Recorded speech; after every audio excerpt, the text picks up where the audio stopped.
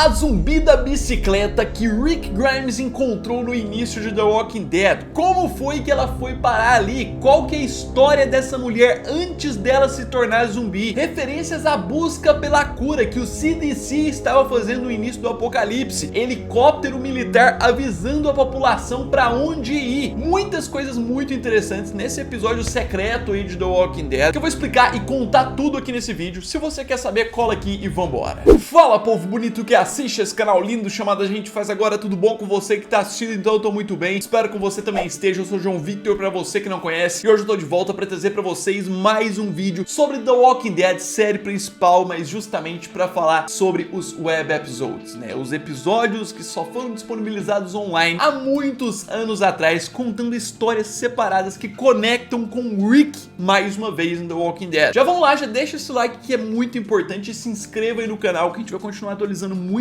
coisa sobre esse universo. E é o seguinte, tá aqui, meu querido, esse aqui é o nome de mais um web episode que a gente vai falar aqui, né, chamado Torn Apart. Justamente, se você acompanha o canal e não viu, ou se caiu de paraquedas nesse vídeo aqui do nada, eu tenho feito vários vídeos sobre esses web episodes de The Walking Dead, basicamente episódios curtinhos que foram disponibilizados somente online, lá nas primeiras temporadas de The Walking Dead, né, que enquanto eles gravaram as temporadas, eles também gravaram esses negócios curtos aqui. Cada um deles tem uma conexão com a história principal do Rick ali. Recentemente eu até falei do Cold Storage, que é esse cara aqui que encontra as fotos da família do Rick e tudo mais. Mas agora eu tenho que falar dessa zumbi aqui, a famosa zumbi da bicicleta, ou Hannah, que é o nome dela, né, original, que essa história traz pra gente, mas ela não traz só isso, a explicação sobre ela, ela traz outras perspectivas de coisas que estavam acontecendo no mundo quando o apocalipse começou. E vamos lá, vamos começar a narrativa da história, até pra quem nunca assistiu, né, e a gente vai explicando as coisas, que justamente se inicia com a própria Hannah, que é uma mãe de dois filhos que de repente acorda no seu carro após sofrer um acidente. Ela olha para os bancos de trás, não encontra nenhum dos seus filhos, ela tem duas crianças, e aí que ela sai desesperada do carro atrás deles, né, sem entender o que tá acontecendo no mundo. E ali temos o clássico, mas já com uma referência no início. Ela vê, né, as casas meio abandonadas, sem muita pessoa na rua, e já vê uma bicicleta ali abandonada, né, depois, que se liga muito com o que vai acontecer com ela mais pra frente. Inclusive a câmera foca bem nisso. Mas é aí que, seguindo a história, ela vai pela cidade desorientada. Ela segue ali muito acelerada mesmo pela vizinhança, onde ela encontra só bagunça e destruição, inclusive alguns mortos e zumbis, que é a primeira vez aparentemente que ela tem esse contato. E ela entra em desespero, um zumbi vai correndo atrás dela, ela foge em direção à casa do seu ex-marido. Ali ela tenta abrir a porta por tudo, tenta procurar a chave debaixo do tapete, mas de repente ela é surpreendida com o ex-marido Andrew, que abre a porta e desce um tiro de 12 no zumbi. E justamente com isso temos a revelação de que as crianças estão com ele, foram parar ali. E aí que começam algumas referências bem interessantes da história sobre o que tá acontecendo no mundo. Primeiramente, né, com o próprio Andrew tomando a iniciativa de cuidar dos ferimentos da Hannah. Ele segue ali para poder tratar e começa a atualizar ela sobre as coisas que estão acontecendo no mundo. Ele diz que tá acontecendo por toda parte, que tá tudo ferrado, tudo acabando, mas é aí que ele faz uma revelação extra. Ele diz que Mike Palmer, que é o seu vizinho, que a gente vai conhecer depois na história, revelou que é terrorismo, que na verdade os zumbis que estão atacando o mundo foi uma forma dos terroristas atacarem essas pessoas aí, que não tem como ninguém barrar. E assim, o interessante é que não confirma que foram terroristas e tudo mais, você pode criar essa teoria também, dá pra trazer isso de adicional. Se a gente for pegar o que a gente sabe na atualidade, né, que vai ser explicado na série do Daryl, dos cientistas lá, que foi produzido em laboratório e tudo mais, até hoje a gente sabe que foi por um erro, por algo ambicioso demais. Ainda não dá pra dizer que poderia ser alguém que fez isso por maldade mesmo, terrorismo. Mas aí a gente segue com o episódio trazendo flashbacks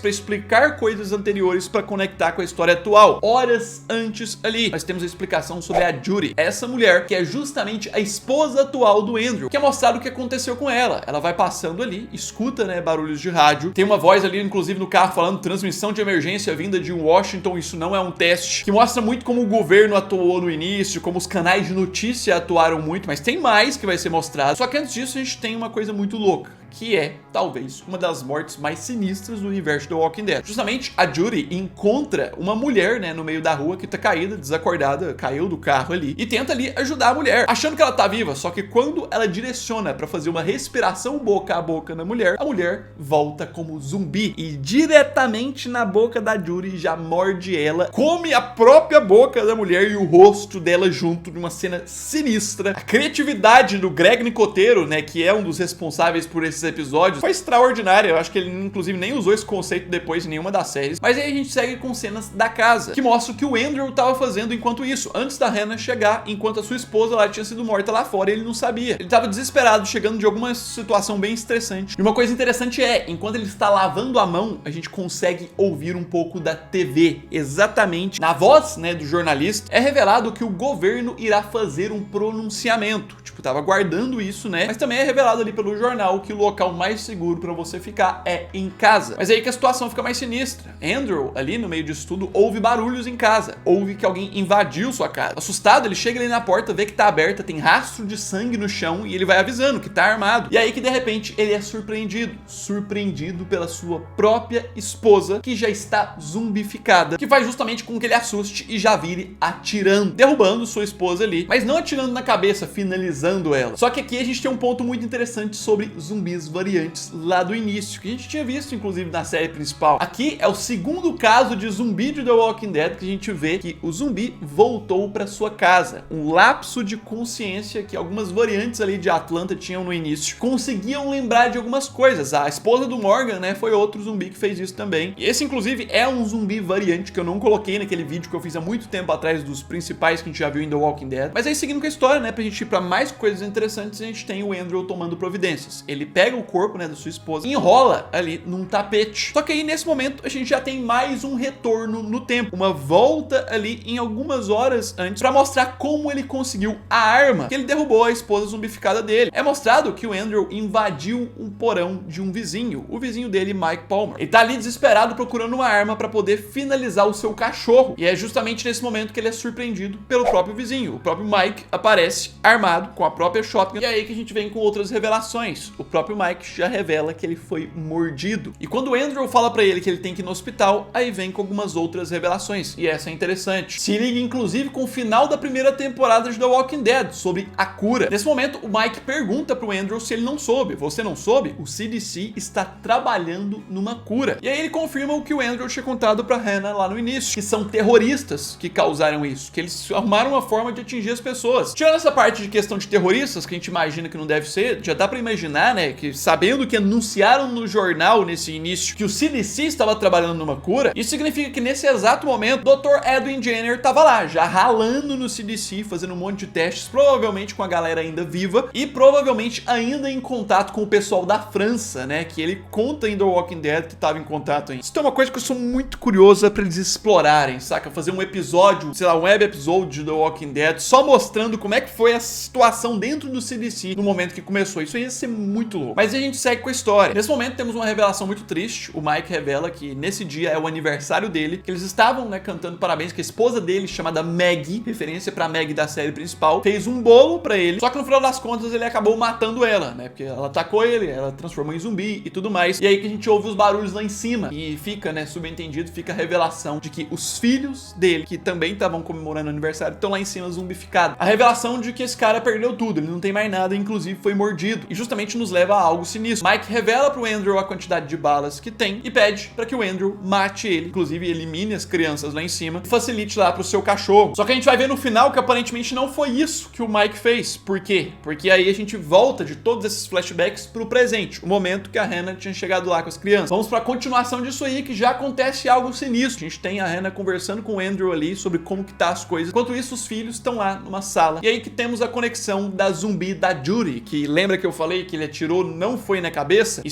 só enrolou no tapete? Pois é, ela reanima ali, ela volta, levanta e segue pra atacar as crianças, que escondem debaixo da mesa primeiro, depois se escondem num armário. E aqui a gente tem mais uma outra característica de variante. Quando ela percebe, né, que eles estão lá dentro, a própria zumbi coloca a mão ali entre as entradas do armário e puxa, ela abre a porta, sim, como um humano mesmo, estando exatamente de frente a eles. E é aí que a Hannah aparece de surpresa com um machado, derrubando ela, falando pra sair de perto da família dela, salvando as crianças. Só que aí a gente vai pro caminho do fechamento. Nesse momento, né, após uma conversa, eles concluem que não podem ficar por ali e tem que seguir um caminho. Eles decidem ir pra Atlanta, né, que é bem sugerido que eles estão em King County, a mesma cidade do Rick. E aí que eles tomam essa atitude. Só que pra isso, eles precisam ligar o carro do vizinho da frente, do próprio Mike. E o Andrew sabe onde tá as chaves, que é lá no corpo do Mike. Então ele volta lá pro porão da casa do cara, mas é ali que quando ele encontra contra as chaves no escuro, a gente tem uma cena extremamente macabra. Lembra das crianças que ele não matou, zumbificadas? Pois é, elas aparecem ali com chapeizinhos de aniversário, uma cena sinistra de terror assim mesmo, e a gente só escuta o barulho do Andrew morrendo. É, meu querido, talvez um dos web episódios mais bem feitos e com caráter de história de horror e tudo mais. Mas aí vamos pra conclusão, com algumas coisas interessantes. Porque disso, a gente já vai pra uma cena, né, em que temos um helicóptero. Um helicóptero que não é do CRM nessa época, né? É um helicóptero dos militares mesmo, assim como o que o Rick viu em Atlanta no início, dando avisos